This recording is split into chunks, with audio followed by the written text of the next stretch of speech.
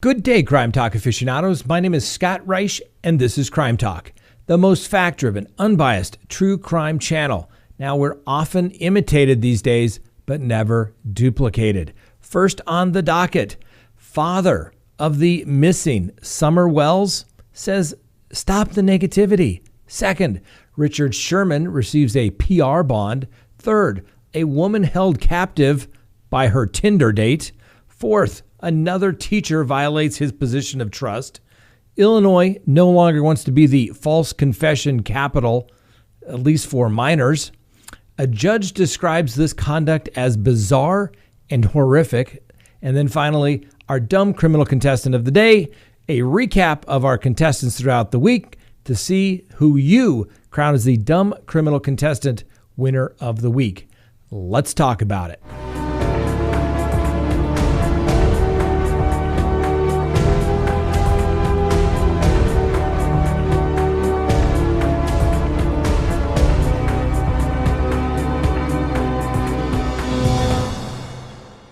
Good day, Crime Talk aficionados. My name is Scott Reisch, and this is Crime Talk. Thanks for watching. Now, if you haven't done so already, please hit that subscribe button as well as that little bell so that you receive notifications of when we go live or put up new content. You can also follow us on Facebook, Twitter, TikTok, and Instagram.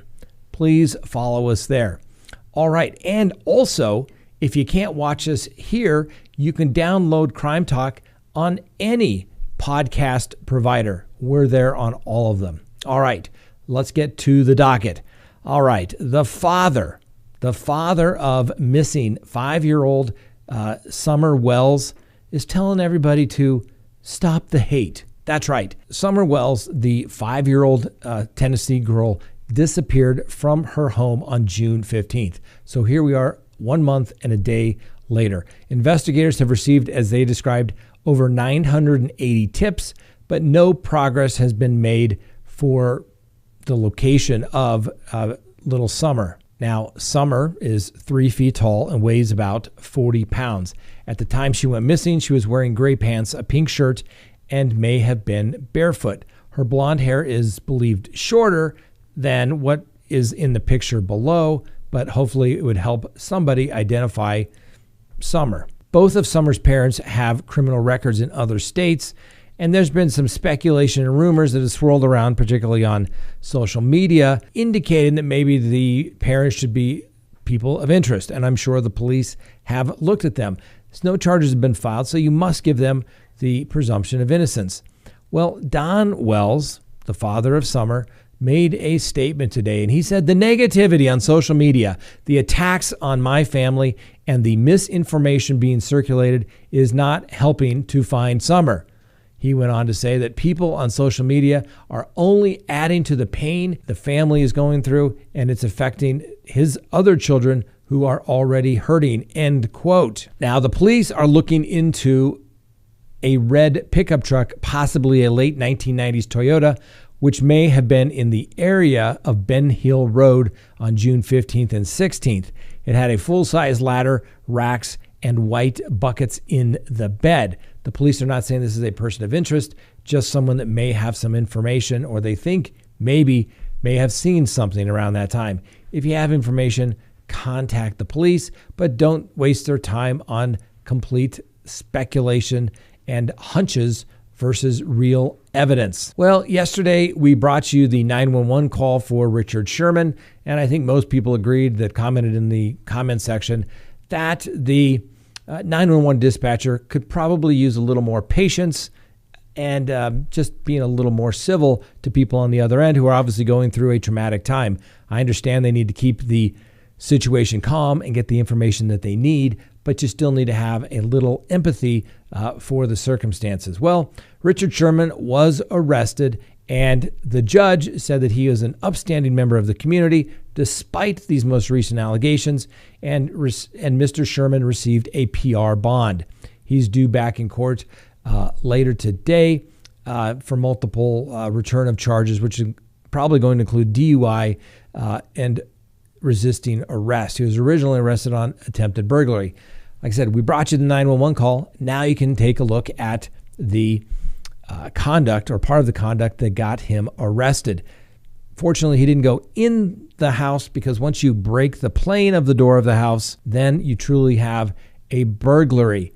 If you can't get in, it's at most harassment, maybe a little menacing, something along those lines. So strong doors, big walls make for great neighbors, and also prevent Mr. Sherman from getting additional charges. Mr. Sherman should be thanking his father-in-law, I believe it was, the house that he was trying to get into, for not opening that door. Probably the best thing that ever happened.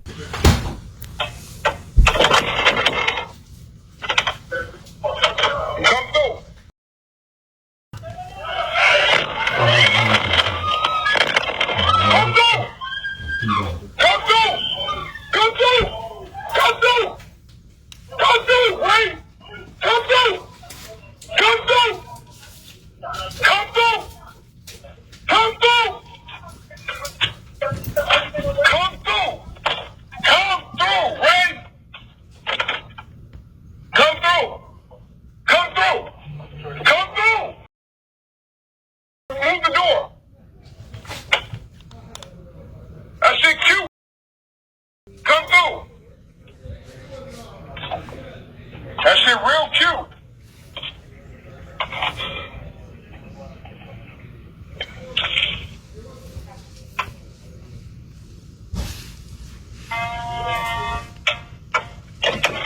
Come through, Ray. Come through. Come through.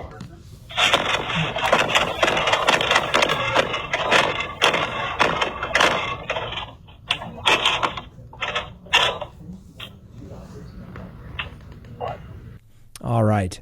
Next on the docket, a woman is held captive by her Tinder date. Now, what have I said, ladies and gentlemen? If you're using some of these social apps, social dating apps, I guess is a better word for it, you need to check these people out. We give you the tools to check people out, and we'll do it again. But it's dating malpractice if you are not checking these people out. And I'm not talking, a quick Google search that says he lives on such and such road, or maybe a LinkedIn profile. No, you need to look at their criminal background check to see what is there. Okay, a woman managed to escape the house in the Oakland area of Los Angeles on Monday.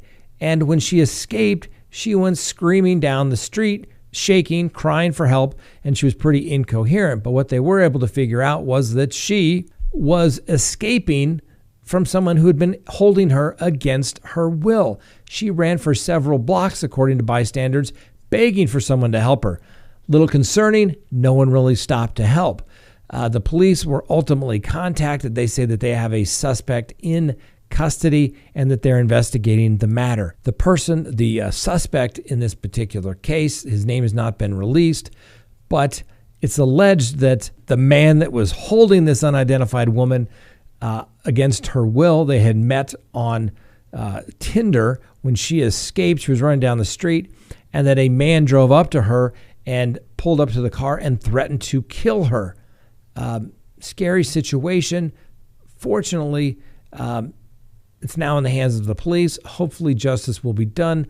Yes, we'll give presumption of innocence, but this woman's saying that she was both physically and sexually assaulted. Be careful, ladies and gentlemen. You never know who is on the other side. I don't care how good they look on their LinkedIn profile.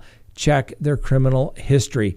Everybody has a secret. Everybody's hiding something from someone. Check it out. Let's take a quick recess. Please go to CrimeTalkSearch.com, sign up for a background subscription service. You'll be happy you did. If there's anyone out there you were ever curious about what was in their background, now is the time to do it. If you're going to get involved with somebody, now is the time to do it. When you go to CrimeTalkSearch.com, you put in the name, literally millions of public records are searched, and a report is generated. And it's going to give you a report. If they have multiple social media accounts, you're going to find it. If they have multiple phone numbers, multiple email addresses, it's going to be found. And more importantly, you're going to get information regarding criminal history. Hopefully the person you're searching has none whatsoever. But if it's there, It's going to be found. You're going to get everything you'd want to know, whether you're going into business or whether you're going into a personal relationship. You're going to be able to find out the information you want to know. So go to crimetalksearch.com, sign up today.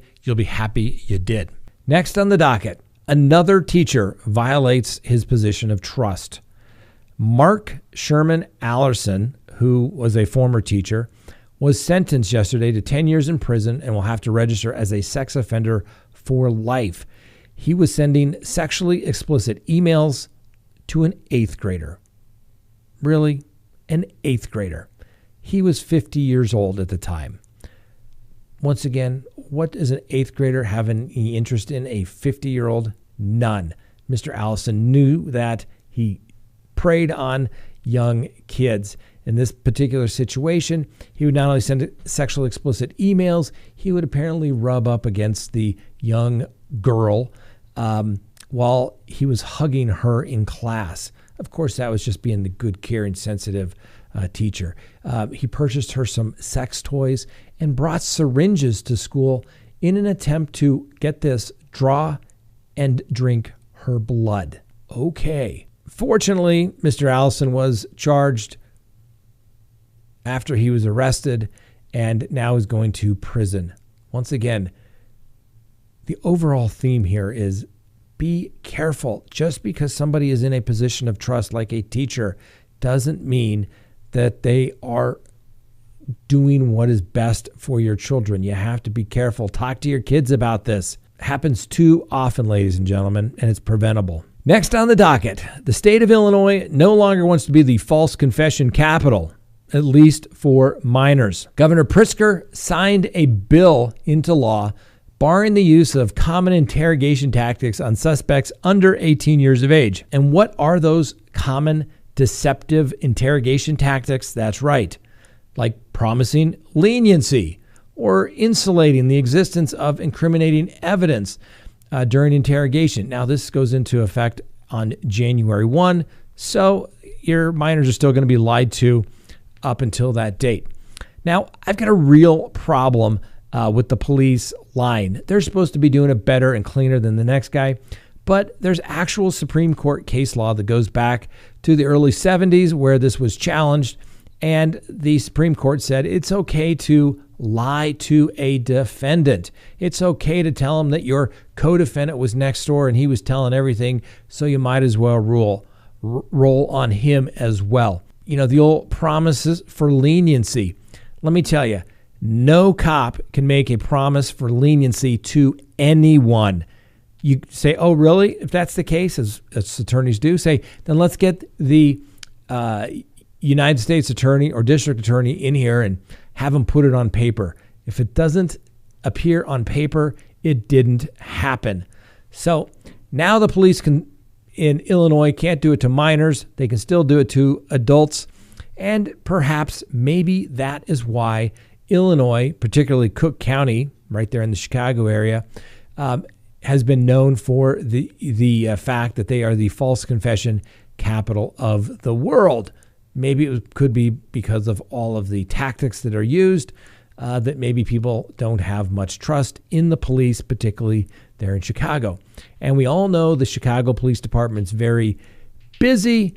You know, they are, I think, also the murder capital of the world. So they've got that going for them as well. So at least they'll give up one title. They'll keep another. Good for you, Illinois. Not so great, Cook County, Chicago there. Maybe next year you can lose that title. Maybe Philadelphia, D.C. will pick it up. We'll have to wait and see. All right. A judge described this woman's conduct as bizarre and horrific. And you kind of have to agree with the judge's assessment.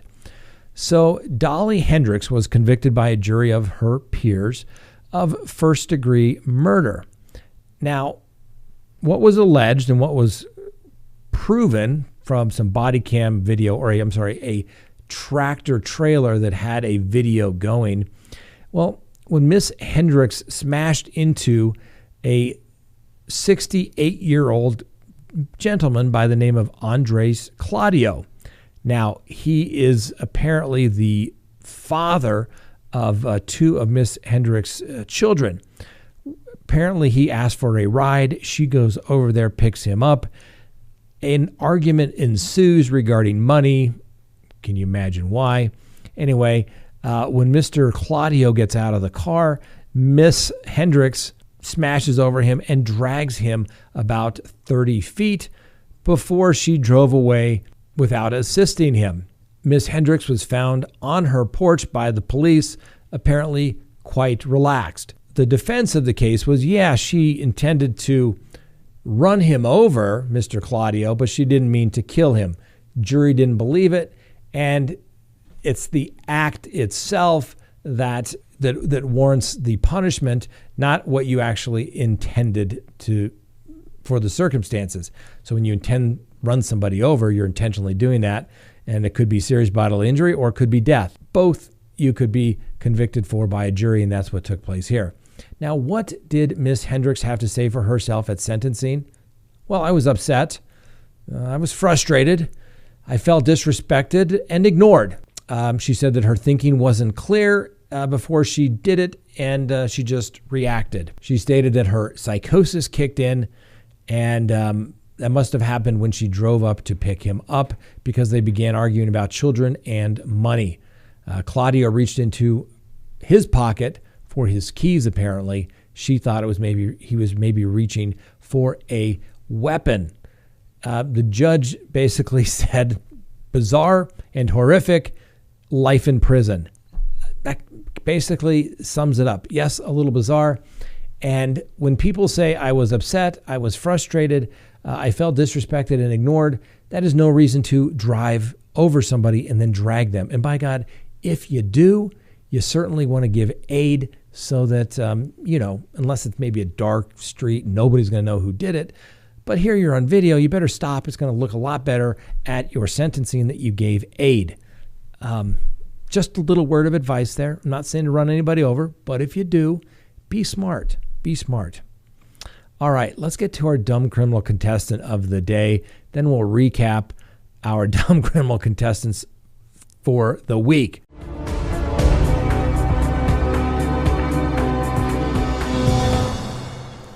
Now, normally, attorneys don't make it to our dumb criminal contestant, but today, one does.